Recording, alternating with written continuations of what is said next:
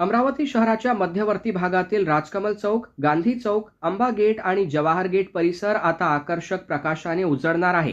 आमदार सौ सुलभाताई खोडके यांच्या हस्ते तब्बल 1,50,00,000 रुपयांच्या विविध विकास कामांचा कार्यारंभ करण्यात आला। या अंतर्गत राजकमल चौक ते अंबा गेट आणि गांधी चौक ते जवाहर गेट पर्यंत डेकोरेटिव्ह विद्युत पोल बसविण्यात येणार आहेत।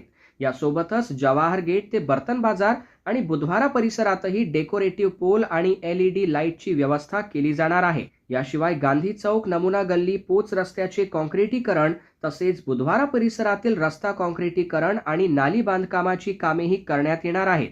शहराच्या हृदयस्थानी असलेल्या या अतिवर्दळीच्या परिसरात दररोज मोठ्या प्रमाणावर नागरिक आणि व्यापाऱ्यांची वर्दळ असते। त्यामुळे प्रकाश व्यवस्था, रस्ते आणि पायाभूत सुविधांमध्ये सुधारणा करण्यावर भर देण्यात आला आहे।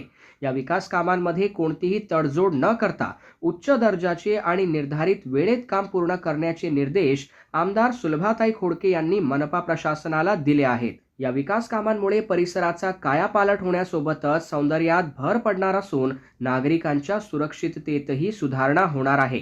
अमरावतीच्या मध्यवर्ती भागाला नवा लुक देणाऱ्या 1.50 कोटींच्या विकास कामांकडे आता नागरिकांचे लक्ष लागले आहे।